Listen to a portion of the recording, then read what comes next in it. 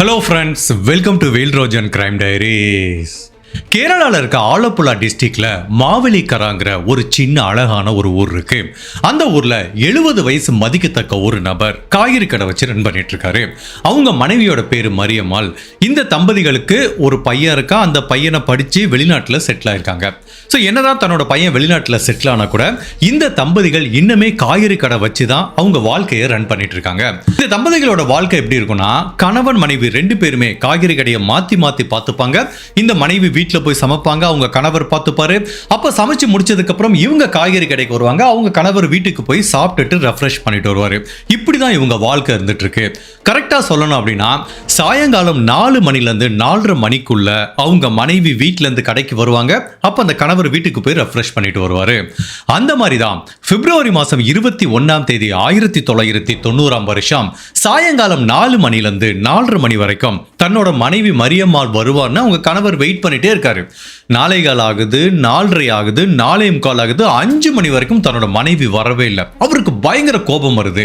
என்னடா இது, இவ்வளவு நேரம் ஆச்சு, இப்படி பொறுப்பு இல்லாம இருக்காளே, அவ வந்தாதானே வீட்டுக்கு போய் நான் சாப்பிட்டு ரெஃப்ரெஷ் பண்ணிட்டு வர முடியும்னு இவரும் கோபமா வெயிட் பண்ணி பார்க்கறாரு. 5:30 வரைக்கும் அவங்க மனைவி வரவே இல்லை. அப்ப இவர் என்ன பண்றாரு, பக்கத்து கடைக்காரங்கிட்ட கொஞ்ச நேரம் கடையை பார்த்துக்கோங்க, நான் ஒரு 1/2 hourல வந்துடுறேன்னு வீட்டுக்கு போறாரு. இப்ப சாயங்காலம் ஒரு 5:30 மணிக்கு மேல இவர் வீட்டுக்கு வர்றாரு. வீட்டுக்கு முன்னாடி வந்து நிக்கும்போது தெரியுது வீடு வந்து உள்புறமா தாழ்பால் போடப்பட்டிருக்கு. அப்ப இவரும் தட்டி பார்க்கறாரு. உள்ள இருந்து எந்த ரெஸ்பான்ஸும் இல்ல. மரியம்மான்னு கத்தி கூப்பிடுறாரு. பட் என்ன கத்துனாலும் உள்ள இருந்து மயான அமைதி மட்டும்தான் பதிலா வருது. அப்ப இவருக்கு சந்தேகம் வந்துருச்சு. ஒருவேளை மனைவி கிளம்பி காய்கறி கடைக்கு போயிருப்போலன்னு சந்தேகப்பட்டு அப்படி வீட்டுக்கு பின்புறமா வந்து பார்க்கும்போது அவங்க வீட்டுக்கு பின்னாடி கொல்லைப்புற கதவு ஒன்று இருக்கு. அந்த கதவு அப்படி லேசா திறந்திருக்கு. சோ தன்னோட மனைவி காய்கறி கடைக்கு போனா கண்டிப்பா கொல்லைப்புற கதவை கவனமா பூட்டிட்டு போயிருப்பான்னு இவருக்கு தெரியும். அப்ப மனைவி வீட்டுக்குள்ளதான் இருக்கா அப்படிங்கிற மாதிரி கோபத்துல தன்னோட மனைவியை திட்டலான்னு கொல்லைப்புற கதவை திறந்துட்டு வீட்டுக்குள்ள போய் கிச்சன்ல பார்த்தார்ல, அங்க தன்னோட மனைவி ரத்த வெள்ளத்துல மிதந்துட்டு இருக்காங்க. தலை குப்புற படுத்திருக்காங்க. கழுத்துல ஒரு டவலை வச்சு சுத்தி இருக்காங்க. சுத்தி எங்க பார்த்தாலும் ரத்தம். அவங்க உடம்புல இருந்து ஒரு சிறு அசைவு கூட இல்ல. பார்த்தாலே தெரியுது இந்த பெண்மணி உயிரோட இல்லைன்னு. இதை பார்த்தவன இந்த நபர் கதறிட்டு வெளியில ஓடுறாரு. இவர் போடுற கூச்சல் சத்தத்தை கேட்டு பக்கத்து வீட்டுக்காரங்களா வர்றாங்க. எல்லாரும் வீட்டுக்குள்ள போய் பார்க்கும்போது இங்க மரியம்மா சடலமா இப்படி தலை குப்புற படுத்திருக்காங்க. சுத்தி எங்க பார்த்தாலும் ரத்தம். உடனே அந்த பக்கத்து வீட்டுக்காரங்க எல்லாருமே போலீஸ் டிபார்ட்மெண்ட்டுக்கு இதை பத்தி தகவல் சொல்றாங்க. அடுத்த ஒரு 10-15 நிமிஷத்துக்குள்ளேயே போலீஸ் டிபார்ட்மெண்ட் இந்த கிரைம் சீனுக்கு வராங்க. இந்த கிரைம் சீனை பார்க்கும்போது உள்ளுக்குள்ள எந்த விதமான ஃபோர்ஸ் என்ட்ரியும் இல்லை. அதாவது முன்புற கதவையோ பின்புற கதவையோ உடைச்சிட்டு ஒரு 3வது நபர் வீட்டுக்குள்ள வந்ததுக்குரிய தடயமும் இல்லை. ஒண்ணு இவங்க வீட்டோட பின்புற கதவை திறந்தே வச்சிருக்கணும். அப்படி இல்லைன்னா இந்த வீட்டுக்குள்ள வந்த அந்த கொலைகாரன் இந்த பெண்ணுக்கு ரொம்ப பரிச்சயமான ஒரு நபரா இருக்கிறதுக்கு வாய்ப்பு இருக்கு. கொலை அப்படிங்கிறது கிரைம்லயே உச்சக்கட்ட கிரைம். அதுவும் ஒரு 65 வயசு மதிக்கத்தக்க ஒரு பெண்ணை இவ்வளவு கொடூரமா கொலை செஞ்சுட்டு போயிருக்காங்கன்னா அதுக்கு பின்னாடி ஒரு மோட்டிவ் இருக்கும். என்னவா இருக்குன்னு பார்க்கும்போது ஃபர்ஸ்ட் இந்த பெண்ணோட உடலை பார்க்கும்போது அந்த பெண்ணை இப்படி கழுத்துல கத்தியால கட் பண்ணி கொலை பண்ணியிருக்காங்க. அந்த பெண்ணோட உடம்புலையும் பல இடங்கள்ல காயம் இருக்கு. கையில நிறைய டிஃபென்சிவ் wound இருக்கு. அதாவது ஒரு கத்தியை தான் ஆயுதமா பயன்படுத்தியிருக்காங்க. எங்க பார்த்தாலும் அந்த கத்தியால ஏற்பட்ட காயம் இருக்கு. இப்போ அவங்க கணவர் அந்த உடல்ல இருந்து என்ன கண்டுபிடிக்கிறார், சார் என்னோட மனைவி கழுத்துல ஒரு நகை போட்டிருப்பா, அந்த நகை மிஸ் ஆயிடுச்சு, காதுல ஒரு கம்மல் போட்டிருப்பா, அதுவும் மிஸ் ஆயிடுச்சு அப்படிங்கிறாரு. பட் இதுல ரொம்ப ஷாக்கிங் ஆன இந்த கிரைம்ல கொடூரமான விஷயம் என்ன அப்படின்னா, கொலை செய்யப்பட்ட இந்த பெண்ணோட ஒரு காது வந்து தனியா கட் செய்யப்பட்டிருக்கு. ஒரே ஒரு காது மட்டும்தான் இருக்கு. பட் அந்த காதுல இருக்கிற கம்மலும் மிஸ் ஆயிருக்கு. சோ இதுல இருந்து என்ன தெரியுதுன்னா, அந்த பெண்ணோட காதுல இருந்து கம்மல் அந்த கொலைகாரன் எடுக்க முயற்சி பண்ணிருக்கான். அதை எடுக்க முடியலன்னு காதையே கட் பண்ணிட்டு போயிருக்கான். சோ மேபி இது ஒரு ராபரிக்காக செய்யப்பட்ட கொலையா இருக்கிறதுக்கு நிறைய வாய்ப்பு இருக்குன்னு போலீஸ் திங்க் பண்ணா கூட ஒரே ஒரு விஷயம் மட்டும் போலீஸுக்கு நெருடலா இருக்கு. அதாவது இந்த பெண்ணோட கழுத்துல இருந்து செயினையும் காதுல இருந்து கம்மலையும் மட்டும் தான் அந்த கொலைகாரன் எடுத்துட்டு போயிருக்கான். இவங்க கையில தங்க வளையல் போட்டிருக்காங்க, அதை மிஸ் பண்ணிட்டு போயிருக்கான். பிளஸ் இவங்க வீட்டுக்குள்ள கபோர்டை எதுவுமே ஓபன் பண்ண முயற்சி பண்ணல, அதுக்குள்ளேயும் நிறைய பணம் இருக்கு. சோ உண்மையிலே இது ஒரு ராபரிக்காக செய்யப்பட்ட கொலைனா சரி ஓகே, கபோர்டை திறக்க வேணாம், கையில தங்க வளையல் போட்டிருக்காங்களா அதையாவது கழட்டிட்டு போயிருக்கணும்ல. இப்படி ஏன் அறகுறையா பதட்டத்தோட இந்த ராபரி அவங்க நிகழ்த்தி இருக்கணும்? அப்போ உண்மையிலேயே இது ராபரிக்காக செய்யப்பட்ட கொலையா, இல்ல இந்த பெண் மேல ஏதாவது ஒரு பர்சனல் அட்டாக் பண்ணணுங்கிறதுக்காண்டி இந்த கொலை நடந்திருக்கா அப்படிங்கிற சந்தேகமும் போலீஸுக்கு வர ஆரம்பிக்குது. மேலும் போலீஸ் இந்த கிச்சனை பார்க்கும்போது கிச்சன்ல இருக்க எல்லா பாத்திரங்களும் கீழே உருண்டு கிடக்கு, எல்லாமே கலஞ்ச நிலையில இருக்கு. இதுல இருந்தே தெரியுது அந்த பெண் மரியம்மா தன்னோட உயிரை காப்பாத்துறதுக்காக முயற்சி பண்ணிருக்காங்க. மேபி அந்த கொலைகாரன் இருந்து தப்பிக்கிறதுக்காக ஓடி இருக்காங்க. அதனாலதான் கிச்சன்ல இருக்க எல்லா பாத்திரங்களையும் தட்டி விட்டுருக்காங்க. பட் எவ்வளவோ முயற்சி பண்ணியும் கூட தன்னோட உயிரை காப்பாற்ற முடியாம அவ்வளவு கொடூரமா கொலை செய்யப்பட்டிருக்காங்க. இப்ப போலீஸ் ஆபீசர் அவங்க கணவர் கிட்ட கேட்கிறாங்க, உங்க குடும்பத்துக்கு தெரிஞ்ச யாராவது எதிரி இருக்காங்களான்னு. பிகாஸ் போலீஸோட அனுமானம் இது உண்மையிலேயே இந்த பெண்ணை கொலை செய்யணுங்கிற நோக்கத்துக்காண்டி தான் செஞ்ச மாதிரி தெரியுது. இதை மேபி ஒரு ராபரி மாதிரி செட் பண்ண முயற்சி பண்ணிருக்காங்கிற மாதிரி திங்க் பண்றாங்க. அப்போ அவங்க கணவர் என்ன சொல்றாரு, சார் எங்களுக்கு நீங்க எதிரி யாருமே கிடையாது, ஒரே பையன் தான், அவனும் வெளிநாட்டில் இருக்கான், எங்களுக்கு அந்த மாதிரி யாருமே கிடையாது சார், நாங்க சாதாரணமா ஒரு காய்கறி கடை வச்சு ரன் பண்ணிட்டு இருக்கோங்கிற மாதிரி அவங்க கணவர் உறுதியா சொல்றாரு. சரி உங்களுக்கு ஏதாவது சொத்து இருக்கா, அந்த சொத்துனால பிரச்சனை இருக்கா, இல்ல வேற ஏதாவது அஃபையர் அந்த மாதிரி ஏதாவது இருக்கான்னு பார்த்தா, பிகாஸ் நம்ம நிறைய கிரைம்ல பார்த்துருப்போம் இந்த மாதிரி கொலைக்கு ஒரு 4-5 காரணம் இருக்கும். பட் அந்த ஒவ்வொரு காரணத்தையும் போலீஸ் விசாரணை பண்ணா கூட உண்மையிலேயே இவங்க மேல பர்சனலா தாக்குற அளவுக்கு எதிரிங்கிறது யாருமே இந்த ஊர்ல கிடையாது. அப்ப என்ன பண்றாங்கன்னா, சரி ஓகே அவங்க கணவரை விட்டுட்டு பக்கத்து வீட்டுக்காரங்கிட்ட போய் கேட்கறாங்க, கொலை நடந்தப்போ இந்த ஏரியால சந்தேகப்படும்படியா யாரையாவது பார்த்தீங்களான்னு. பிகாஸ் இந்த கொலை நடந்தது பட்டப்பகல, அதுவும் ஒரு சின்ன கிராமங்கிறதுனால 3வது நபர் வந்திருந்தா இந்த ஊர் மக்களுக்கு தெளிவா பார்த்திருப்பாங்க, யாராவது ஒருத்தராவது பார்த்திருப்பாங்க. பட் எல்லா பக்கத்து வீட்டுக்காரங்களும் சொல்ற விஷயம், சார் சந்தேகப்படும்படியா இந்த ஏரியாவில் நாங்க யாரையுமே பார்க்கவே இல்லை சார் அப்படிங்கிற மாதிரி சொல்றாங்க. அப்ப போலீஸ் அடுத்து ஒரு கொஸ்டின் கேட்கிறாங்க, சரிம்மா நீங்க புதுசா யாரையுமே பார்க்க வேணாம், இந்த கொலை நடந்தது ஒரு மதியம் 3 மணி 3:30 மணி, நல்ல வெயில் அடிக்கிற நேரம், மக்கள் வெளியிலவே வர பயப்படுற நேரம். அப்படிப்பட்ட நேரத்தில் இந்த தெருவில் அந்த ஏரியாவுக்கு ஏற்கனவே பரிச்சயமான நபராக இருந்தால் கூட பரவாயில்ல, அப்படி யாராவது நடந்து போனதை நீங்க பார்த்தீங்களா அப்படின்னு ஒவ்வொருத்தர்கிட்ட கேட்டுட்டு வரும்போது அப்போ ஒரு பெண் போலீஸ் கிட்ட சொல்றாங்க, சார் நான் ஒரு பெண்ணை பார்த்தேன், 3:30 மணி இருக்கும், அந்த பெண் இந்த வீட்டுக்கு பக்கத்தில் நடந்து போனாங்கிற மாதிரி சொல்றாங்க. அந்த பெண் யாரு அப்படின்னா 18 வயசு ரெஜிங்கிற ஒரு பெண். அந்த பெண் இந்த வீட்டில் ஏற்கனவே வேலை செஞ்சிருக்காங்க. கடந்த ஒரு வாரத்துக்கு முன்னாடி தான் அந்த பெண்ணை வேலையை விட்டு நிப்பாட்டியிருக்காங்க. ஸோ அந்த பெண் கண்டிப்பாக வேலைக்காக இந்த வீட்டு பக்கம் வர்றதுக்கு வாய்ப்பு இல்லை. பட் ஒரு 3:30 மணிக்கு அந்த பெண் இந்த பக்கம் நடந்து போனதை நான் பார்த்தேன் சார். மற்றபடி அந்த பெண் இந்த வீட்டுக்குள்ள போனாங்களா அப்படிங்கிறதெல்லாம் எனக்கு தெரியவே தெரியாது அப்படிங்கிற மாதிரி இவர் சொல்றாரு. இப்போ அவங்க கணவரை கூப்பிடுறாங்க, அதாவது கொலை செய்யப்பட்ட மரியம்மாவோட கணவரை. இந்த ரெஜிங்கிற பெண்ணை நீங்க எப்போ வேலையை விட்டு நிப்பாட்டினீங்கன்னு கேட்குறாங்க. ஒரு வாரத்துக்கு முன்னாடி நிப்பாட்டணும் சார். சரி எதுக்காக நிப்பாட்டினீங்க அப்படின்னா, இல்லை சார் அந்த பெண் என்ன பண்ணா, சரியா வேலை பார்க்காம வீட்டுக்கு கொல்லைப்புறமா நின்றுட்டு இங்க பக்கத்தில் ஒரு 2-3 பசங்க இருக்காங்க, எப்போ பார்த்தாலும் அந்த பசங்களோட இந்த பொண்ணு பேசிட்டு இருந்திருக்கா சார். என்னோட மனைவிக்கு சுத்தமாக பிடிக்கல, அதனால என்னோட மனைவி கடுமையாக திட்டி விட்டாங்க, வார்னிங் கொடுத்தாங்க, அப்பவும் அவ கேட்கல. அதனால இனிமேல் என் வீட்டுக்கு வேலைக்கு வர வேணாம், நீ கிளம்பு அப்படிங்கிற மாதிரி தான் சார். நாங்கள் போன வாரம் தான் அந்த பெண்ணை வேலையை விட்டு அனுப்புனோம், மற்றபடி சொந்த பொண்ணு மாதிரி தான் சார் நாங்கள் பார்த்துட்டு இருந்தோம் அப்படிங்கிற மாதிரி இவர் சொல்றாரு. சரி அந்த ரெஜிங்கிற பெண்ணு எவ்வளவு நாளா உங்க வீட்டுல வேலை பார்க்கறாங்கன்னு கேட்கறாங்க. அதுக்கு அவர் ஒரு மிகப்பெரிய கதை சொல்றாரு. சார் இந்த ரெஜிக்கு ஒரு சகோதரி இருக்காங்க சார். இவங்க 2 பேரும் சின்ன குழந்தையா இருக்கும்போது அவங்க அம்மா இறந்து போயிடுறாங்க. அவங்க அப்பா இன்னொரு திருமணம் பண்ணிக்கிட்டு இவங்க 2 பேத்தையும் அனாதையா விட்டுட்டு போயிடுறாரு சார். அப்போ இவங்களுக்கு என்ன ஒரு 10-12 வயசு இருக்கும் சார். 2 பேரும் அனாதையா நிக்கிறப்பதான் இந்த மூத்த பொண்ணு, அதாவது ரெஜியோட அக்காவை நாங்க அரவணைச்சு எங்க வீட்டுல ஒரு சின்ன சின்ன வேலைக்கு வச்சுக்கிட்டோம். பட் என்னதான் அந்த குழந்தை எங்க வீட்டுல வேலை பார்த்தா கூட சொந்த பொண்ணு மாதிரி பார்த்துக்கிட்டோம், அதுக்கு நிறைய கல்வி கொடுத்தோம், அதுக்கப்புறம் அந்த பொண்ணுக்கு தேவையான எல்லா வசதி வாய்ப்புகளையும் செஞ்சு கொடுத்தோம். என்னோட பையனை எப்படி நல்லா படிக்க வச்சு வெளிநாட்டுக்கு அனுப்பணுமோ அதே மாதிரி இந்த பெண்ணுக்கும் எங்களோட சொந்த பொண்ணு மாதிரி நினைச்சு அந்த பொண்ணுக்கு நாங்க தாச திருமணமே பண்ணி வச்சோம். யாருக்கு? இந்த ரெஜிங்கிற பெண்ணோட அக்காக்கு. இப்போ அக்கா திருமணம் பண்ணிட்டு போயிட்டாங்க. இப்போ அடுத்து தங்கச்சி ரெஜி இருக்காங்களா, அவங்களையும் எங்களோட சொந்த பொண்ணு மாதிரி எங்க வீட்டில் வச்சுக்கிட்டோம். அந்த பொண்ணுக்கும் ஒரு நல்ல கல்வி கொடுக்கணும், டைப் ரைட்டிங் கிளாஸ்ல அனுப்பிவிட்டோம். மற்றபடி ஒரு வேலைக்காரங்க மாதிரி எப்பவுமே ட்ரீட் பண்ணதில்லை சார், சொந்த பொண்ணு மாதிரி தான் ட்ரீட் பண்ணோம். பட் கடந்த சில மாதங்களா இந்த ரெஜி தேவையில்லாம நிறைய பக்கத்தில் இருக்க பசங்க கிட்ட பேசிட்டு இருக்கிறதுனால அது எங்களுக்கு பிடிக்காம வார்னிங் கொடுத்தோம், அப்பவும் கேட்கல. அதனால தான் சார் நாங்க வேலையை விட்டு அனுப்புனோம், இதுதான் நடந்தது அப்படிங்கிற மாதிரி இவர் போலீஸ் கிட்ட சொல்றாரு.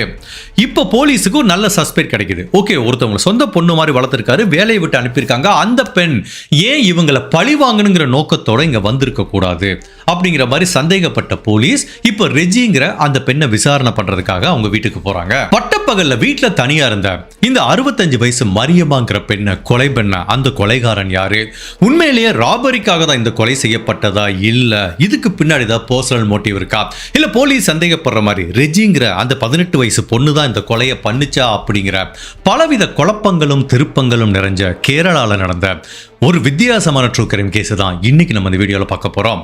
அப்படி இந்த பெண்ணுக்கு என்ன நிகழ்ந்ததுங்கிறத நம்ம தெரிஞ்சுக்கிறதுக்கு முன்னாடி உங்க டைம் 2 செகண்ட்ஸ் எனக்காக ஸ்பெண்ட் பண்ணி என்னோட வீடியோஸ் உங்களுக்கு பிடிச்சிருந்துச்சுன்னா லைக் பண்ணிட்டு கமெண்ட் பண்ணுங்க. இன்கேஸ் என்னோட சேனலை இது வரைக்கும் நீங்க சப்ஸ்கிரைப் பண்ணாம பார்த்தீங்கன்னா மறக்காம சப்ஸ்கிரைப் பண்ணி என்ன சப்போர்ட் பண்ணுங்க. ஸோ வீடியோ பார்க்குற சுவாரஸ்யத்தில் நிறைய பேர் லைக் பண்ண மாட்டேங்கிறீங்க, மறக்காம லைக் பண்ணிட்டு இந்த வீடியோவை கண்டினியூ பண்ணுங்க. நீங்க யாருமே எதிர்பார்க்காத பலவிதமான திருப்பங்கள் இந்த வழக்கில் காத்துட்டு இருக்கு. இது பார்க்க ஏதோ ஒரு சாதாரண வழக்கு ரொம்ப ஈஸியா முடிஞ்ச மாதிரி தெரிஞ்சா கூட இந்த வழக்குக்கு பின்னாடி பலவிதமான விசித்திரங்களும் பலவிதமான திருப்பங்களும் உங்களுக்காக காத்துட்டு இருக்கு. இப்போ போலீஸ் ஆபீசர் இந்த கேஸ்ல இருக்க ஒரே சஸ்பெக்டான அந்த 18 வயசு பொண்ணை விசாரிக்கிறதுக்காக அவங்க வீட்டுக்கு போறாங்க. அந்த பொண்ணு வீட்டில் தனியா உட்காந்துருக்கு. இங்க பாருமா, இந்த மாதிரி ஒரு பெண் கொலை செய்யப்பட்டாங்க, உனக்கு தெரியுமா அப்படி கேட்குறாங்க. சார் நல்லாவே தெரியும் சார், அவங்க வீட்டில் தான் நான் வேலை பார்த்துட்டு இருந்தேன், என்ன சொந்த பொண்ணு மாதிரி பார்த்துட்டு இருந்தாங்க, எனக்கே நைட்டு ஃபுல்லாக தூக்கமே வரல, ரொம்ப வருத்தமாக இருக்குது சார் அப்படிங்கிற மாதிரி இந்த பெண் சொல்கிறாங்க. சரிம்மா, உங்க வீடை ஃபுல்லாக சோதனை பண்ணி பார்க்கலாமாங்கிறாங்க. சரி ஓகே சார், தாராளமாக பண்ணுங்க அப்படிங்கிற மாதிரி இந்த பெண் சொல்கிறாங்க. பட் இந்த பெண் கிட்ட எந்தவித பதட்டமோ எந்தவித குற்ற உணர்ச்சியோ ஒரு கிரைம் பண்ணதுக்குரிய எந்த தடயமோ இந்த பெண் கிட்ட இல்லை. பட் இருந்தாலும் இந்த பெண் சஸ்பெக்டாக வரதுனால சரி செக் பண்ணி பார்த்துருவோன்னா அந்த பெண்ணோட வீட்டையே சல்லடை போட்டு தேறாங்க. ரொம்ப ஒரு சின்ன வீடு தான், ஒரு பெட்ரூம் தான் இருக்கு, ஒரே ஒரு காட் இருக்கு, அது கீழே ஒரு பெட் இருக்கு. இப்போ போலீஸ் சல்லடை போட்டு அந்த வீட்டை தேடிட்டு இருக்கும்போது பெட் மெதுவா தூக்கி பார்க்கறாங்க. அதுக்கு கீழே ஒரு கவர் இருக்கு. அந்த கவரை ஓபன் பண்ணி பார்த்தாங்கல்ல, அப்பவே தெரியுது போலீஸுக்கு இந்த கேஸ் க்ளோஸ் அப்படின்னு. அந்த கவருக்குள்ள ஒரு செயினும் கம்மலும் இருக்கு. அப்போ போலீஸ் கேட்குறாங்க, இது யாருக்கு சொந்தமானது அப்படின்னு கேட்டா அந்த பெண் கிட்ட பதிலே இல்லை சார், அந்த அம்மா தான் எனக்கு கொடுத்தாங்க, வேலையை விட்டு அனுப்புறதுக்கு முன்னாடி கொடுத்தாங்க அப்படிங்கிற மாதிரி அந்த பெண் போய் சொல்றாங்க. பட் அவங்க கணவர் என்ன சொல்றாரு, கொலை பண்ண கொலைகாரன் தான் அதை எடுத்துட்டு போயிருக்கான் அப்படிங்கிற மாதிரி சொல்றாரு. அதை உறுதிப்படுத்துற மாதிரி ஒரு காது வந்து மிஸ் ஆயிருக்கு. கரெக்டா? இப்போ என்ன பண்றாங்கன்னா, இந்த பெண்ணோட அந்த பாக்கெட்ல பாலித்தீன் கவருக்குள்ள 2 கம்மலும் இருக்கு. அப்ப என்ன பண்ணிருக்காங்கன்னா, அந்த கட் பண்ணி செய்யப்பட்ட காதை இவங்க தான் கையோட எடுத்துட்டு வந்திருக்காங்க. இப்போ போலீஸுக்கு கிளியராகவே புரிஞ்சு போச்சு. அப்போ மேலும் அவங்க வீட்டுக்கு பின்னாடி போய் பார்க்கும்போது அவங்களோட ட்ரெஸ் ஒன்று ரீசெண்டாக துவைச்சி காய போட்டிருக்காங்க.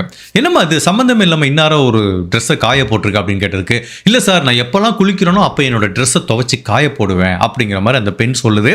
பட் அப்படி இருந்தாலும் அந்த பெண் கடைசியாக போட்டிருந்த ஒரு ஸ்கர்ட்டு ஒரு ஷர்ட்டு 2 துவைச்சி காய போட்டிருக்காங்க. அதுக்குள்ள இருந்து ஒரு பயங்கரமான பேட் ஸ்மெல் வருது. நல்லாவே தெரியுது அது ஒரு ரத்த கரையிலிருந்து வந்த ஸ்மெல்னு. ஸோ இப்போ போலீஸோட சந்தேகம் மேலும் மேலும் உறுதி செய்யப்படுது. இது எல்லாத்தையும் தாண்டி அந்த பெண் தான் கொலை பண்ணிருக்காங்க அப்படிங்கிறதுக்குரிய மிக முக்கியமான எவிடன்ஸ் அந்த நகைகள் வந்து இவங்க வீட்டில் எடுக்கப்பட்டது. இப்போ போலீஸும் கேட்குறாங்க, அந்த பெண்ணும் வேற வழி இல்லாமல் உண்மையை ஒத்துக்கிட்டாங்க. ஆமாம் சார், நான் தான் சார் கொலை பண்ணேன். அவங்க என்கிட்ட ரொம்ப கடுமையாக நடந்து வேலையை விட்டு நிப்பாட்டிட்டாங்க, எனக்கு எங்கே போகிறதுனே தெரியல. அதனால் அந்த பெண்ணை எப்படியாவது பழி வாங்கணுங்கிற மாதிரி தான் சார் நான் ஒரு ஐடியாவில் இருந்தேன். எனக்கு வந்து அவங்க வீட்டோட ஸ்கெடியூல்லாம் தெரியும், அவங்க கணவர் எப்போ வேலைக்கு போகிறாரு, இந்த பெண் எப்போ வீட்டில் தனியாக இருப்பாங்க அப்படிங்கிற மாதிரி நான் பக்காவாக ஒரு ஸ்கெட்ச் போட்டு ஒரு 3-3:30 மணியை நான் தேர்ந்தெடுத்தேன் சார். எனக்கு தெரியும் இவங்க வீட்டோட முன் கதவை லாக் பண்ணியிருப்பாங்க, வீட்டோட பின் கதவுகள் தான் திறக்கப்பட்டிருக்கோம். ஸோ நான் அப்படியே வீட்டுக்கு பின்னாடி கூடி போனேன். அந்த பெண் கிச்சனில் இருந்தாங்க. என்னை பார்த்தவொன்னே பயங்கர ஷாக் ஆகிட்டாங்க. நான் தான் உன்னை வேலையை விட்டு அனுப்பிச்சிட்டேன், இப்போ எதுக்கடி வந்த அப்படின்னு அப்படி அவங்க ஒரு செகண்ட் பேசிட்டு இருக்கும்போது பிடிச்சி தள்ளி விட்டேன் சார். அப்போ கிச்சனில் இருக்க ஒரு கத்தி எடுத்து ஃபர்ஸ்ட் அவங்க கழுத்தை கட் பண்ணேன். அவங்க உயிரை காப்பாற்றிக்கிறதுக்காக அந்த கிச்சனில் ஃபுல்லாக ஓடினாங்க, பாத்திரம்லாம் கீழே உழுகுது. அவங்களும் கையை வச்சு தடுக்க முயற்சி பண்ணுறாங்க. பட் அவங்கள நான் உயிரோட விடுறதுக்கு ரெடியாக இல்லை சார். ஃபுல்லாக அந்த பெண்ணை கொலை பண்ணிட்டு ரத்தம் அதிகமாக கசியுதுன்னு ஒரு துண்டை வச்சு கழுத்தை கட்டிட்டேன். அதுக்கப்புறம் அவங்க கழுத்தில் போட்டிருந்த நகையை எடுத்தேன். காதில் இருக்க ஒரு கம்மலை வந்து ஒரு சைடு எடுத்துட்டு இன்னொரு சைடு என்னால் எடுக்க முடியல. அதனால பதட்டத்தில் காதையே கட் பண்ணிட்டேன். அப்போதான் வீட்டுக்கு பின்னாடி ஏதோ சத்தம் கேட்டுச்சு. அவங்க கணவர் வந்துருவாரோங்கிற பயம், பிகாஸ் அவர் எனி டைம் வர்றாருன்னு தெரியும். அதனால தான் அவங்க கையில் போட்டிருந்த வளையலை கூட நான் எடுக்கல. எனக்கு கொஞ்சம் டைம் கிடைச்சிருந்தா அவங்க வளையலையும் சரி வீட்டில் இருக்க எல்லா பணத்தையும் நான் கொள்ளையடிச்சிருப்பேன். அதனால கிடைச்ச வரைக்கும் போதும்னு அந்த தங்க செயினையும் ஒரு கம்மலையும் ஒரு காதையும் கையில் எடுத்துட்டு நான் போனேன் சார். ஆண்டி வேலை அந்த காதுலேருந்து கம்மலை கழட்டிட்டு ஒரு ட்ரைனேஜுக்குள்ளே இந்த காதை தூக்கி போட்டு போயிட்டேன். அதுக்கப்புறம் வீட்டுக்கு வந்து இந்த நகை எல்லாத்தையும் என்னோட பெட்டுக்கு கீழே ஒளிச்சு வச்சுட்டு ட்ரெஸ்ஸில் பார்த்தேன் எங்கே பார்த்தாலும் ரத்தமாக இருக்குது. அதனால் நான் க்ளீன் பண்ணேன். ஸோ என்னோட நல்ல நேரமாக என்னன்னு தெரியல, அவங்க கொலை பண்ணிட்டு வர்றப்போ யாருமே என்னை பார்க்கல. ஸோ இதுதான் சார் நடந்தது. அவங்க என்கிட்ட கடினமாக நடந்துக்கிட்டாங்க, அதுக்காக நான் பழி வாங்கினேன். தப்பு தான், அதுக்காக நீ என்ன தண்டனை கொடுத்தாலும் நான் ஏத்துக்கிறேன் அப்படிங்கிற மாதிரி இந்த பெண்மணி சொல்றாங்க. ஜெனரலா போலீஸ் ஆபீசர் வந்து ஒருத்தவங்களை சஸ்பெக்ட்னு இப்படி விசாரிக்க போறாங்க. அப்போ வந்து கொலை செய்யப்பட்ட நபருக்கு சம்பந்தமா ஒரு பொருளை இல்லை ஏதாவது ஒரு எவிடன்ஸ் அவங்க வீட்டில் கலெக்ட் பண்ணா என்ன பண்ணுவாங்கன்னா, அவங்க கிட்ட சைன் வாங்குவாங்க. இங்க பாருங்க, உங்க வீட்டை சர்ச் பண்ணோம், இந்த எவிடன்ஸ்ல உங்க வீட்டுல இருந்து நாங்க கலெக்ட் பண்ணிருக்கோம், அதை நீங்களும் அக்ரி பண்ணிக்கிறீங்கன்னு ஒரு சைன் வாங்குவாங்க. இதுதான் வந்து நடைமுறை. பிகாஸ் இந்த சைன், இந்த டாக்குமெண்ட் வந்து கோர்ட்டில் கொடுப்பாங்க. அப்போ தான் கோர்ட்டில் ஒத்துப்பாங்க இவங்க வீட்டிலேருந்து இது எடுக்கப்பட்டது. அப்படி இல்லைன்னா டிஃபென்ஸ் டீம் என்ன பண்ணுவாங்கன்னா, போலீஸ்காரங்களே நகையை எடுத்துகிட்டு வந்து இவங்க வீட்டில் வச்சு பிளாட் பண்ணிட்டு இந்த பொண்ணை ஏமாற்றி அரெஸ்ட் பண்ணிட்டாங்கிற மாதிரியும் மாற்றி விடுறதுக்கு வாய்ப்பு இருக்கு. பட் இந்த கேஸை பொறுத்த வரைக்கும் போலீஸ் செஞ்ச மிகப்பெரிய தவறு என்னன்னா, இந்த பொண்ணோட வீட்டில் தங்க நகையை கண்டுபிடிச்சாங்கள, அதுவும் கொலை செய்யப்பட்ட விக்டிமுக்குரியது, என்ன நகை எதை கண்டுபிடிச்சாங்க அப்படிங்கிறது ஒரு பேப்பர்ல எழுதி சைன் வாங்க மறந்துட்டாங்க. இதுதான் போலீஸ் பண்ண மிகப்பெரிய தவறு. பட் அப்படி இருந்தாலும் பரவாயில்ல, இந்த கேஸை நம்ம எடுத்துட்டு போலாம். ஒரு ஐ விட்னஸ் பார்த்தாங்க, அவங்க வீட்டுக்குள்ள ரத்தம் தோய்ந்த சில ட்ரெஸ் இருக்கு. பட் அந்த ட்ரெஸ்ஸை கிளீன் பண்ணா கூட அதுல இருந்து டிஎன்ஏ எல்லாம் எடுக்கிற அளவுக்கு 1990ல நம்ம ஊர்ல டெக்னாலஜி கிடைக்காது. இது எல்லாமே சர்க்கம்ஸ்டான்சியல் எவிடன்ஸ். உண்மையிலே அந்த தங்க நகை இவங்க வீட்டுல இருந்து எடுத்ததை சைன் பண்ணியிருந்தா அது ஒரு பிசிக்கல் எவிடன்ஸா இருக்கும். பட் அதை வந்து போலீஸ் கோட்டை விட்டாங்க. பட் அப்படி இருந்தாலும் பரவாயில்ல, இந்த பெண்ணு தான் கொலை பண்ணிருப்பாங்க அப்படிங்கிற மாதிரி இந்த வழக்கை லோக்கல் செஷன் கோர்ட்டுக்கு போலீஸ் எடுத்துட்டு போறாங்க. பிப்ரவரி மாசம் 21ஆம் தேதி 1993ஆம் வருஷம் லோக்கல் செஷன் கோர்ட்ல இந்த வழக்கு விசாரணைக்கு போகுது.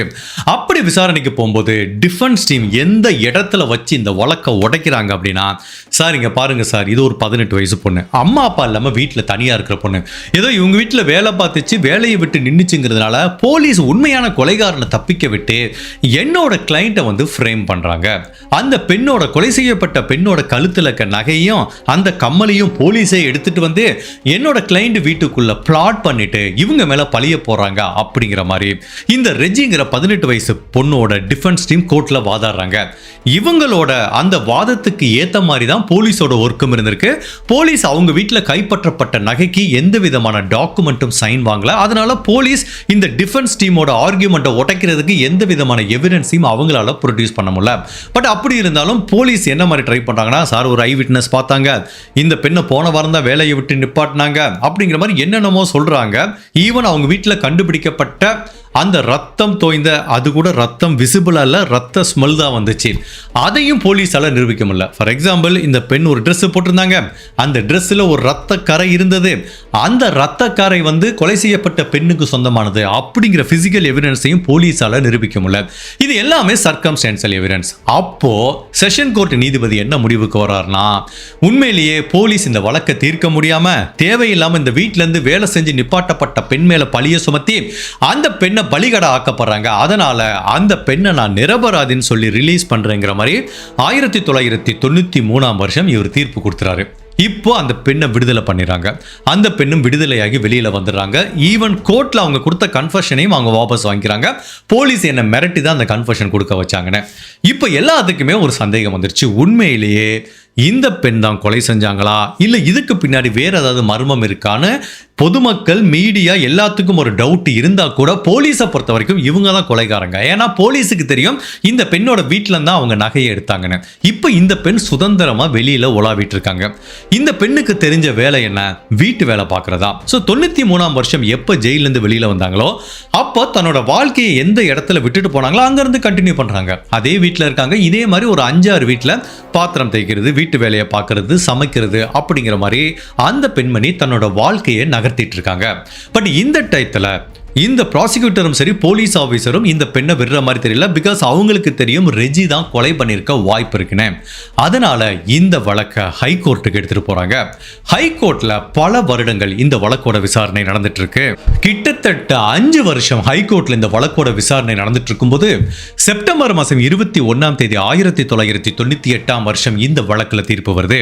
அப்ப அந்த வழக்கை விசாரிச்ச ஹைகோர்ட் நீதிபதிகள் என்ன சொல்றாங்கன்னா, இந்த ரெஜி தான் அந்த பெண்ணை கொலை பண்ணிருக்க வாய்ப்பு இருக்கு. என்னதான் டைரக்ட் எவிடன்ஸ் இல்லாம இருந்தா கூட போலீஸ் ஒரு தப்பு பண்ணிருக்காங்க, அதுல சந்தேகம் கிடையாது.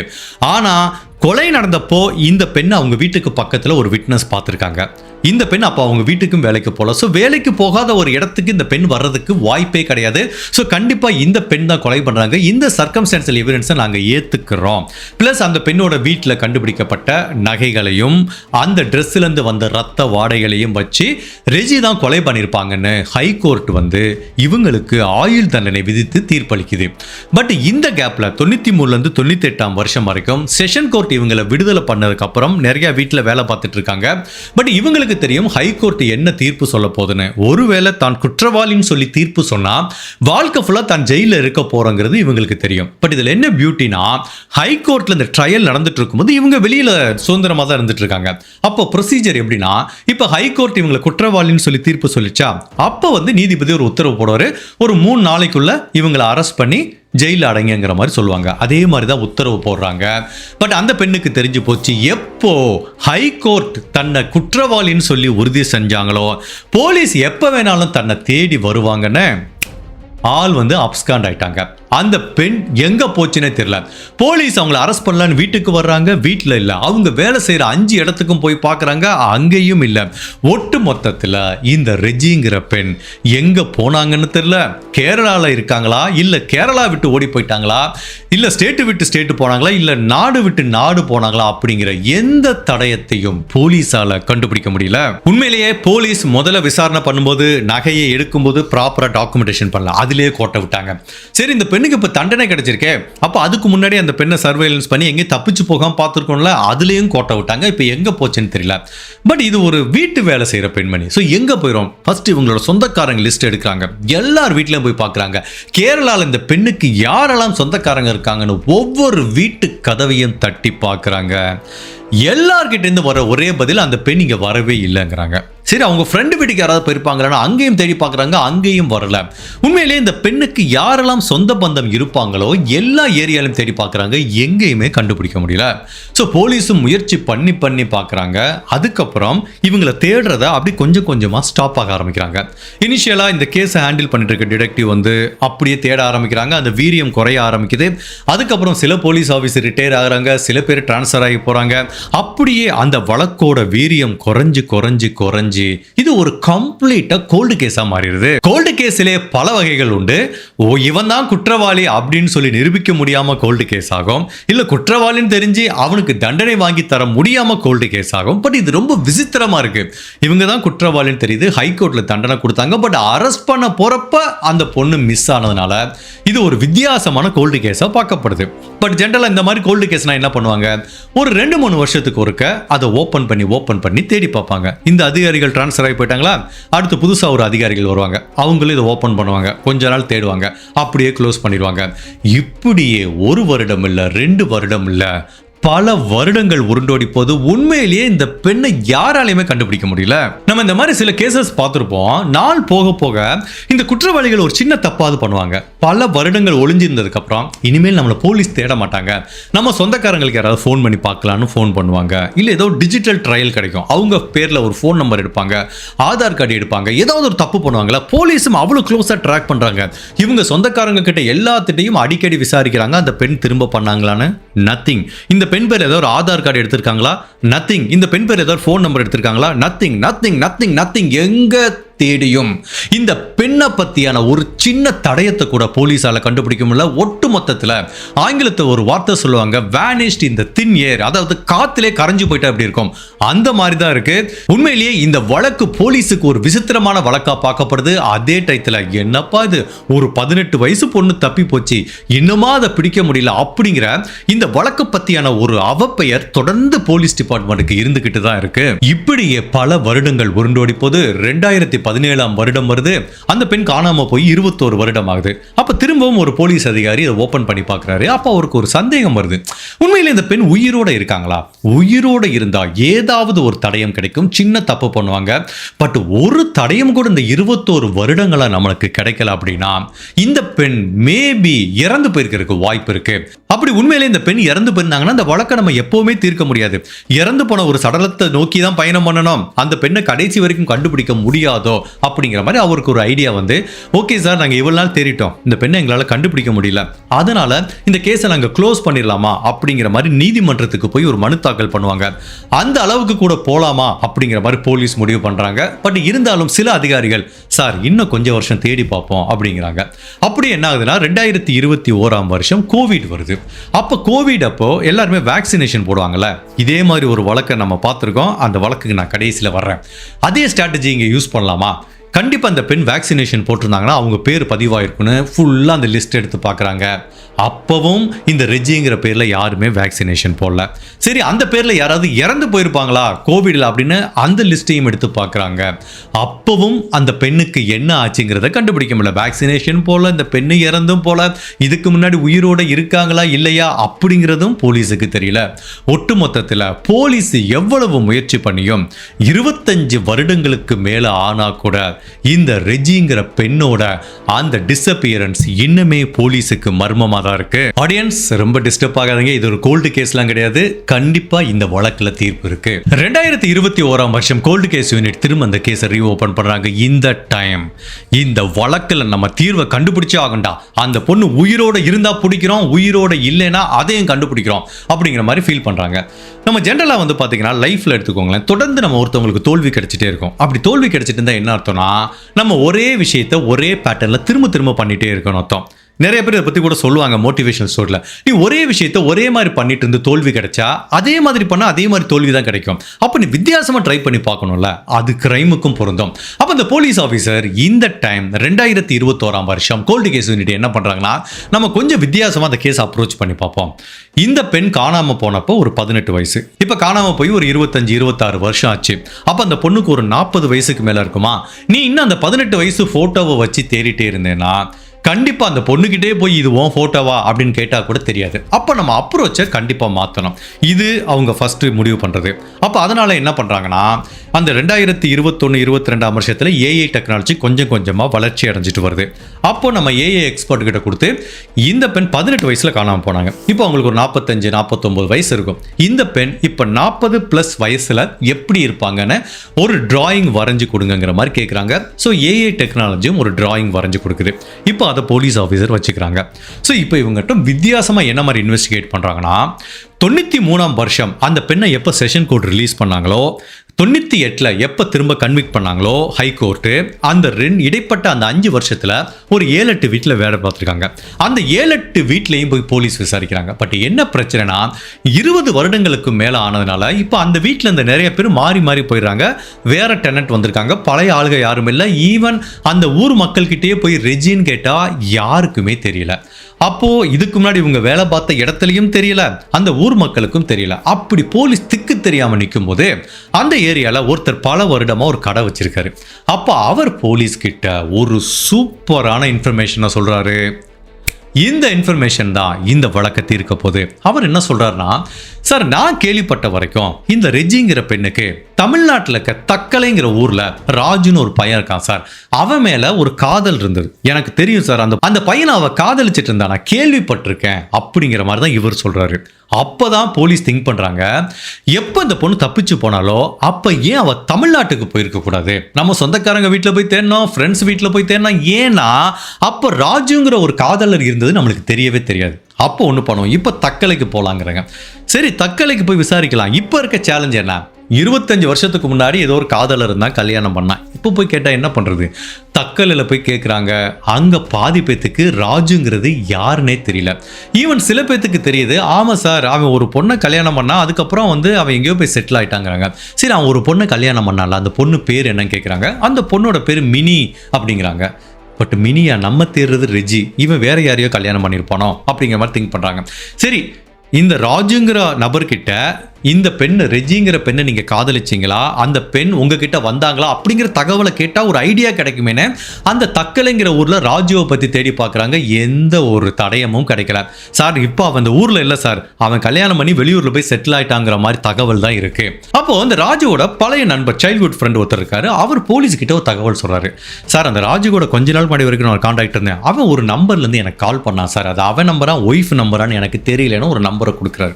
இப்போ போலீஸ் எடுத்தவன அந்த நம்பருக்கு கால் பண்ணல. அந்த நம்பரை வந்து ரிவர்ஸ் ட்ராக் பண்ணி பார்க்குறாங்க. அந்த நம்பரு எந்த ஆதாரோட லிங்க் பண்ணிருக்குன்னு பார்த்தா மினி ராஜுங்கிற ஒரு பெண்ணோட ஆதாரில் தான் லிங்க் ஆயிருக்கு. அந்த பெண் யாரும் இல்லை, அந்த ராஜுவோட மனைவி.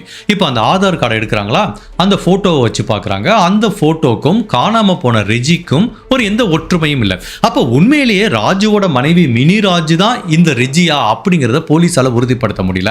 பட் அப்படி இருந்தாலும் இந்த ஏஐயில் ஒரு ஃபோட்டோ ஜென்ரேட் பண்ணாங்களா, அதை வச்சு பார்க்குறாங்க. பட் என்னதான் பெரிய லெவல் ரிசம்பிளன்ஸ் இல்லை. பட் இருந்தாலும் போலீஸ்க்கு ஒரு சின்ன சந்தேகமாக இருக்கு. ஒருவேளை இந்த மினி ராஜுங்கிற பேருக்கு பின்னாடி ஒளிஞ்சிட்டு இருக்கிறதா ரெஜியா அப்படிங்கிற ஒரு சந்தேகமும் வருது. இப்போ டைரக்டா அவங்கள போய் அப்ரோச் பண்றதுக்கு முன்னாடி அவங்க ஃபர்ஸ்ட் எங்க இருக்காங்கன்னு விசாரிக்கிறாங்க. அவங்க எர்ணாகுளத்தில் இருக்காங்கன்னு தெரிய வருது. ஒரு டெக்ஸ்டைல் ஷாப், ஒரு ஜவுளி கடை வச்சு ரன் பண்ணிட்டு இருக்காங்க. இந்த தம்பதிகளுக்கு திருமணம் நடந்து 27 வருடம் ஆகுது. 2 குழந்தைகள் இருக்காங்க. ஒரு குழந்தைய படிக்க வச்சு வெளிநாட்டுக்கு அனுப்பியிருக்காங்க. இன்னொரு குழந்தை நல்லா செட்டில் ஆயிருக்கு. 2 குழந்தைகளுக்கு மேரேஜ் பண்ணி கொடுத்துட்டு இந்த வயசான தம்பதிகள் ஒரு சந்தோஷமான வாழ்க்கையை வாழ்ந்துட்டு இருக்காங்க. ஸோ இந்த பெண்ணுக்கு கிட்டத்தட்ட ஒரு 50 வயசு ஆகுது. அவங்க கணவர் ராஜுக்கு ஒரு 55-60 வயசு கிட்ட ஆகுது. இப்போ போலீஸ் முடிவு பண்றாங்க, சரி நேரா போய் விசாரிச்சிடலான்ட்டு எர்ணாகுளத்தில் இவங்க எங்க தங்கி இருக்காங்களோ அங்க போறாங்க. ஜூன் மாசம் 26ஆம் தேதி 2023ஆம் வருஷம் ஒரு 5-6 போலீஸ் ஆபீசர் மஃப்டில போறாங்க. நல்ல கலர் ட்ரெஸ்லாம் போட்டு யூனிஃபார்ம்லாம் போடாம இந்த டெக்ஸ்டைல் ஷாப்புக்கு போறாங்க. அப்ப அந்த கணவர் ராஜு இருக்காரு, அவங்க மனைவியும் இருக்காங்க. கணவர் ராஜு வந்து அந்த கேஷ் கவுண்டர்ல உட்கார்ந்துருக்காரு. அவங்க மனைவி தான் இந்த ட்ரெஸ் இதெல்லாம் எல்லாத்தையும் காமிச்சிட்டு இருக்காங்க. இப்போ போலீஸ் ஆபீசரும் போறாங்க. பட் அந்த ஃபேஸை நேருக்கு நேரா பாக்குறாங்க. பட் அப்போ கூட இது ரெஜியா அப்படிங்கிறத போலீஸால சொல்ல முடியல. யாராலையும் முடியாது. என்னதான் ஏஐ டெக்னாலஜி வந்தா கூட அந்த உருவத்தை கரெக்டா அதுவால காமிக்க முடியாது. ஸோ 18 வயசு பொண்ணு போட்டோ தான் இருக்கு. இப்போ அவங்க ஒரு 50 வயசுக்கு மேல கண்டிப்பா ரிலேட் பண்ணியே பார்க்க முடியல. அப்போ 4-5 போலீஸ் ஆஃபீஸர் அப்படி போய் அந்த ஜவுளி கடையில் நிற்கிறாங்க. இந்த பெண்மணி கேட்குறாங்க, சார் உங்களுக்கு என்ன வேணும்னு கேட்குறாங்க. அந்த போலீஸ் ஆஃபீஸர் அந்த ஷர்ட் எல்லாம் வேணுமா, கொஞ்சம் எடுத்து கொடுங்கங்கிறாங்க. அப்போ அந்த பெண்மணி என்ன சொல்றாங்க, சார் இங்கே வெயிட் பண்ணுங்க, அது மேலே இருக்கு, நான் எடுத்துட்டு வரேன்னு சொல்லி அந்த ஷர்ட்டை எடுத்துட்டு இருக்காங்க. அப்போ ஒரு போலீஸ் ஆஃபீஸர் மெதுவாக கூப்பிடுறாரு, ரெஜி ரெஜி அப்படின்னு கூப்பிடுறாரு பாருங்க. இப்போ எல்லா போலீஸ் ஆஃபீஸரும் பதட்டமா அந்த பெண்ணை பார்த்துட்டு இருக்காங்க. இப்போ அந்த பெண் ரெஜிங்கிற பேரை நம்ம கூப்பிடும் போது திரும்பி பார்த்தா அவ தான் ரெஜி அப்படிங்கிற மாதிரி 2 டைம் கூப்பிடுறாங்க. 3வது டைம் கூப்பிடுறாங்க. அப்படி 3வது டைம் ரெஜி அப்படின்னு கூப்பிடும்போது அந்த பெண் அப்படி மெதுவாக திரும்பி பார்க்குறாங்க. போலீஸ் ஆஃபீஸர் அப்படி நேருக்கு நேராக பார்க்குறாங்க. அங்கேருந்து பார்த்து லேசாக ஒரு ஸ்மைல் கொடுக்குறாங்க. ஸ்மைல் கொடுத்துட்டு அந்த பெண் அப்படி இறங்கி வராங்க. சார் நீங்கள் யாருன்னு எனக்கு தெரியும். இப்போ இல்லாட்டா கூட என்னைக்காவது ஒரு நாள் இந்த ரெஜியை தேடி வருவீங்கன்னு எனக்கு தெரியும். அது நான் என்னைக்குமே அந்த ஒரு மொமெண்ட்டுக்காக நான் ரெடியாக தான் இருந்தேன். எனக்கு எந்த வித பதட்டமும் இல்லை, போகலாமா அப்படிங்கிற மாதிரி கேட்டாங்கல்ல. போலீஸே மிரண்டு போயிட்டாங்க. கண்டிப்பாக இந்த பெண் இதுக்கு மறுப்பு தெரிவிப்பாங்க. நம்ம பல லெவல் டெஸ்ட் பண்ண வேண்டியது இருக்குன்னு என்னென்னமோ நினச்சிட்டு தான் போனாங்க. ரெஜின்னு கூப்பிட்டவனையே திரும்பி பார்த்தாங்க. ஸோ இதுலேருந்து என்ன தெரியுதுன்னா, என்னைக்காவது ஒரு நாள் போலீஸ் ஆஃபீஸர் தன்னோட வீட்டு கதவை தட்டுவாங்க அப்படிங்கிறது இந்த ரெஜிக்கு நல்லாவே தெரிஞ்சிருக்கு. ஸோ ரெஜிங்கிற பெண்மணி தான் மினி ராஜுங்கிற பேரில் ஒளிஞ்சிட்டு இருந்திருக்காங்க. இப்போ இந்த தகவல் அவங்க கணவருக்கு தெரியுது. அப்படியே அங்கேயே மயக்கம் போட்டு விழுந்துட்டாரு. அவரால் நம்பவே முடியல. சார் இந்த பெண் கேரளாவில் இருக்கும்போது நான் காதலிச்சது உண்மைதான். ஒரு நாள் திடீர்னு தக்கலைக்கு வந்தாங்க. எனக்குன்னு யாருமே இல்லை, நான் உங்க கூட இருந்துக்கிறேன்னு சொல்லி இருந்தாங்க.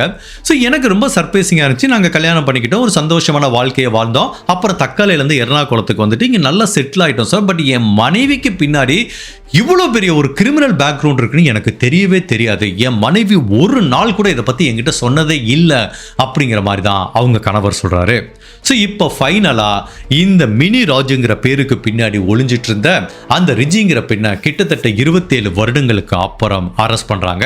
இப்போ போலீஸோட அடுத்த சேலஞ்ச் என்னன்னா, இவங்க தான் உண்மையிலேயே காணாமல் போன ரிஜிங்கிறத நிரூபிக்கணும். அதுக்கு வந்து இப்போ டிஎன்ஏ எல்லாம் டெஸ்ட் பண்ணுறதுக்கு ஒன்றும் பண்ண முடியாது. ஏன்னா அவங்களோட டிஎன்ஏ சாம்பிள் முன்னாடி இல்லை. பட் அவங்களோட ஃபிங்கர் பிரிண்ட் இருந்தது. முதல் டைம் அரெஸ்ட் பண்ணி செஷன் கோர்ட்டு கூட்டிட்டு போறப்போ அவங்க மேல வழக்கு பதிவு பண்ணப்போ அவங்களோட ஃபிங்கர் பிரிண்ட் இருந்துச்சு. அந்த 2 ஃபிங்கர் பிரிண்டையும் வச்சு மேட்ச் பண்றாங்க. 100% மேட்ச் ஆகுது. ஸோ சந்தேகமே கிடையாது, 27 வருடங்களா அந்த மினி ராஜுங்கிற பேருக்கு பின்னாடி ஒளிஞ்சிருந்த ரெஜிங்கிற இந்த கொலைகார பெண்ணை ஃபைனலா போலீஸ் அரெஸ்ட் பண்ணி ஜெயிலில் அடைக்கிறாங்க. அவங்களுக்கு ஏற்கனவே கொடுக்கப்பட்ட ஆயுள் தண்டனை இப்போ 2023 வருடத்திலிருந்து கண்டினியூ ஆகுது. ஸோ அவங்களோட ஏஜ் ஃபேக்டர் இதெல்லாத்தையும் வச்சு பார்க்கும்போது கண்டிப்பா இனிமேல் அவங்க வாழ்க்கை ஃபுல்லா ஜெயில தான் இருக்கணும். இனிமேல் வெளி உலகத்தை பார்க்கறதுக்கு வாய்ப்பே இல்லை. உண்மையிலே நம்ம எவ்வளோ கேரளா கேசஸ் கவர் பண்ணியிருந்தா கூட முதல்ல ஆரம்பிச்ச 10 நிமிஷத்துக்குள்ள இவங்க தான் கொலைகாரங்கன்னு தெரிஞ்சா கூட இந்த வழக்குல எவ்வளவு விஷயங்கள் நடந்திருக்கு பாருங்க. அப்படி திரும்பி பார்த்தா அந்த 27 வருடங்களும் பிரமிக்க வைக்குது.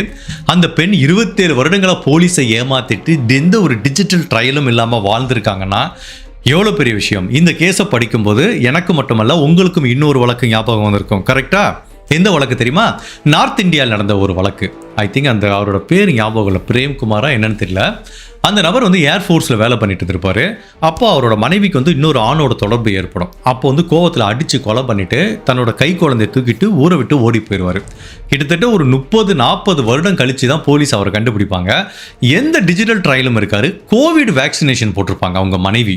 அந்த கோவிட் வேக்சினேஷன் போட்ட பெண்ணோட செகண்ட் நேம் எடுத்து அப்படி ரிவர்ஸ் ட்ராக் பண்ணி இவர் ஒரு மளிகை கடை வச்சிருப்பாரு. அப்போ அவர்கிட்ட போய் பழைய பேரை சொல்லி கூப்பிடுவாங்க.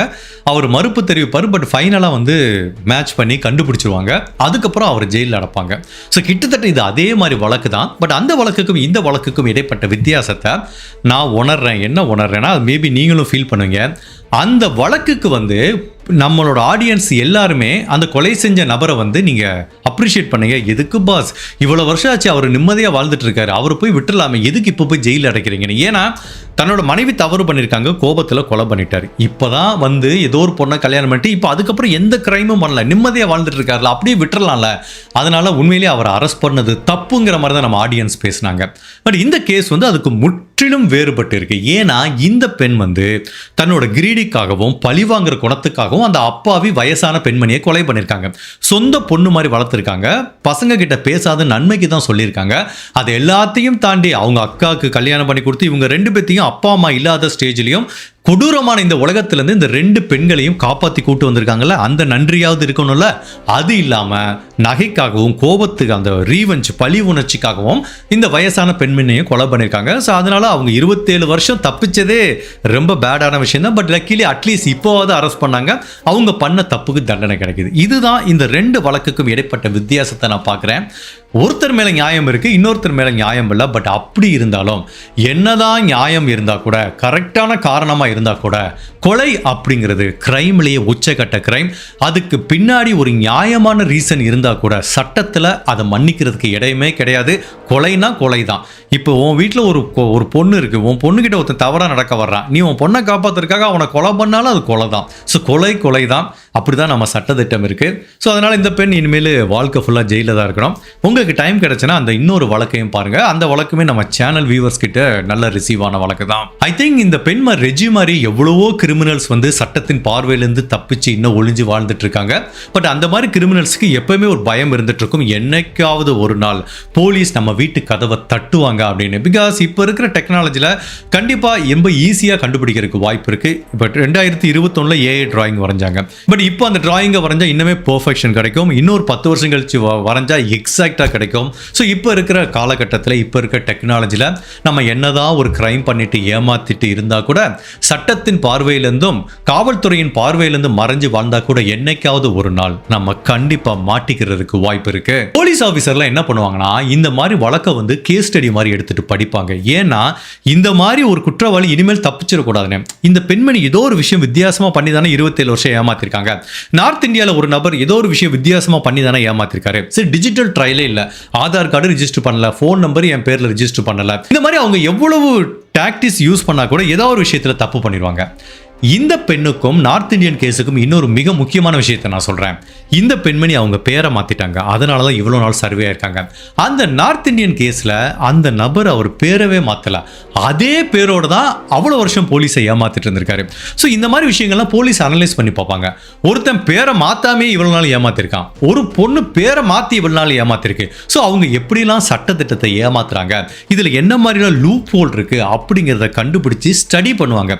ஸோ இந்த மாதிரி கேஸ் கேஸ் ஸ்டடீஸ்லேருந்து போலீஸ் என்ன கற்றுப்பாங்கன்னா, ஓ குற்றவாளிகள் இந்த மாதிரிலாம் சட்டத்தில் இருக்க ஓட்டையும் இந்த மாதிரி டாக்டிக்ஸ்லாம் யூஸ் பண்ணுறாங்க, அதை வந்து நம்ம எப்படி பிரேக் பண்ணுறது அப்படிங்கிறத இந்த மாதிரி வழக்குலேருந்து கற்றுப்பாங்க. அதுவும் இந்த பெண்ணோட கேஸ் வந்து பார்த்திங்கன்னா கேரளாலே வந்து ஒரு மிகப்பெரிய கேஸ் ஸ்டடியாக பார்க்கப்படுது. புதுசாக ட்ரைனிங் வரவங்களுக்கு, டிடெக்டிவ்க்கு, போலீஸ் ஆஃபீஸருக்கு அந்த கேஸை போட்டு காமிப்பாங்க. பாருங்க ஒரு பொண்ணு நம்மளை எப்படி 27 வருஷம் ஏமாத்திருக்குன்னு. 27 வருடங்கள் போலீஸோட கண்ணில் மண்ணை தூவிட்டு ஏமாத்திட்டு ஒளிஞ்சிருந்த இந்த ரெஜிங்கிற பெண்ணோட வழக்கை பற்றி நீங்க என்ன நினைக்கிறீங்க? உங்களோட கருத்தை மறக்காம இந்த வீடியோவில் பதிவு பண்ணுங்க. இந்த மாதிரி அனதர் கேஸில் உங்களை சந்திக்கிறேன். Till then, stay safe, take care, bye.